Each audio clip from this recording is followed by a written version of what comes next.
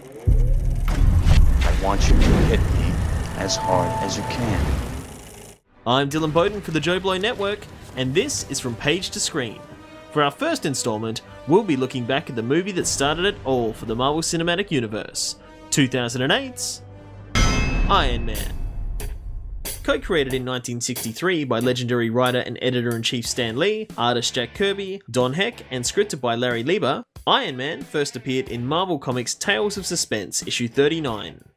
Portrayed as a womanizing billionaire playboy, Tony Stark is a scientific genius who uses his powerful mind to design and manufacture weapons for the United States Armed Forces. During a weapons demonstration gone wrong, he is critically injured by a landmine and captured by a Viet Cong terrorist cell led by warlord Wong Chu. Held hostage with fellow scientist Ho Yinsen, he is forced to build a weapon of mass destruction. Knowing he can't aid them, and with only days to live in his current condition, he instead builds a magnetic chest plate to keep fatal shrapnel from his heart, and a suit of iron armor to break free. During the escape, Yinsen sacrifices himself to buy Tony time to charge his armor, and once at full power, he escapes the prison, thwarts his captors, and destroys the camp.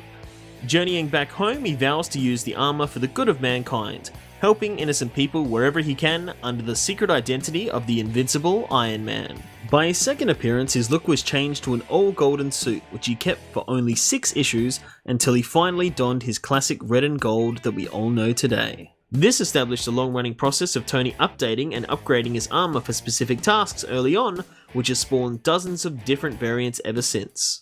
Tony Stark's likeness and personality were based on real-life genius, billionaire, playboy and philanthropist Howard Hughes. In the same year as his debut, Iron Man became a founding member of the Avengers alongside the Incredible Hulk, the Mighty Thor, the Astonishing Ant-Man, and the Wasp, years before he had his own comic book title, which arrived much later in 1968 with Invincible Iron Man issue 1. In the movies, he had a small arc reactor on his chest to keep himself alive. However, in the comics, he was always required to wear a full chest plate covering his entire torso, which he constantly had to recharge in order to live. As was the trend with superheroes, he also had a secret identity. Iron Man was presented to the world as Tony Stark's personal bodyguard, and would always turn up once Tony was safely away from danger, something the movie quickly decided to jettison. What about the whole cover story that it's a bodyguard? He's my body? I mean, that's kind of flimsy, don't you think?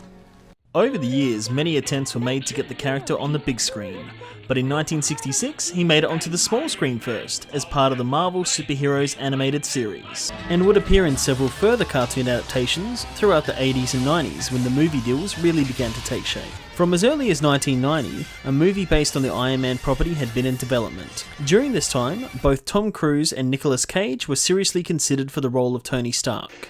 I couldn't think of a more horrible job if I wanted to. And directors including Quentin Tarantino and even future Avengers director Joss Whedon were attached. But it was Jon Favreau who was announced in April of 2006 to officially put the character on the big screen. Favreau wanted to make the movie a cross between RoboCop, a Tom Clancy thriller, and a James Bond film, and these influences can definitely be heavily felt throughout the movie. Vodka martini. Shaken or stirred? Do I look like I give a damn? 2 vodka martinis, extra dry, extra olives, extra fast. Make one of them dirty, will you? Borrowing from the 2005 miniseries Iron Man Extremis, written by Warren Ellis and illustrated by Adi Granov. Tony Stark was in Afghanistan testing weapons during the Gulf War when he was injured and captured by Taliban terrorists. And many key frames were lifted straight from the comic book pages. My turn.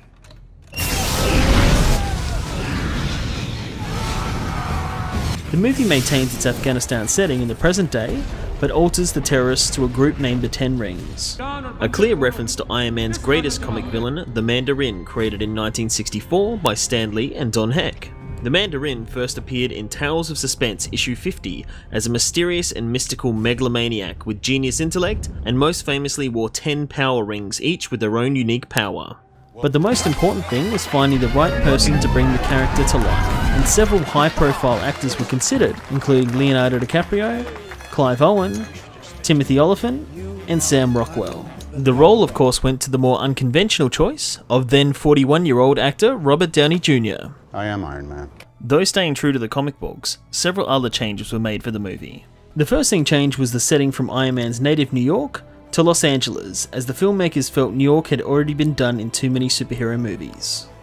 Though a clear love interest, Pepper Potts never really did consummate her affection with Tony in the comics, instead marrying co-worker Happy Hogan. In the comics, Jarvis was originally a person. Edwin Jarvis was personal butler to Tony and the Avengers, but was changed to an artificial intelligence as they felt he was too similar to DC's butler character Alfred Pennyworth. Some men just want to watch the world burn. Obadiah Stane first appeared in Iron Man issue 163 as a more supervillainous character, leading a group called the Chessmen, manipulating Tony's life behind the scenes before revealing himself as businessman and CEO of rival arms company Stane International, until he was confronted head-on by Iron Man in issue 200, where he wore the Ironmonger armor developed from Stark Technology.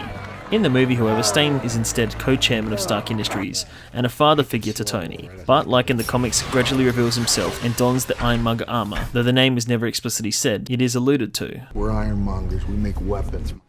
Many stepping stones to the greater Marvel Universe were hinted at here. Just call us S.H.I.E.L.D. Next time, baby. I'm here to talk to you about the Avenger Initiative. As well as several nods to the comic books. A prototype of Captain America's shield can be seen in the background on Tony's workbench. Stan Lee appears, mistaken for Playboy magazine owner Hugh Hefner in his traditional robe and pipe. The Mark III armor started out with an all-gold render as an homage to the 1960s Golden Avenger suit. A big band version of the original cartoon theme can be heard during Tony's award ceremony. And again as Rhodey's ringtone later in the film.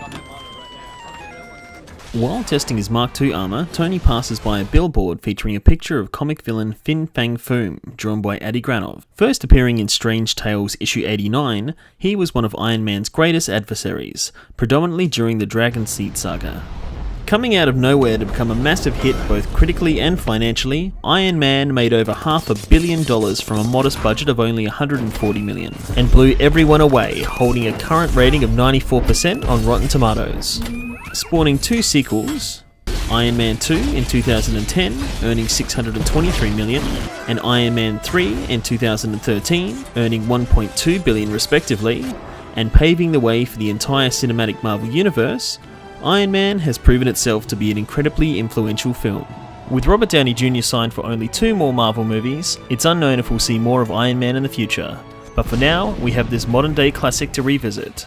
Was there anything we missed, or any characters you'd like to learn more about? Leave your comments below. This has been Dylan Bowden for JoBlo.com, and we'll see you next time.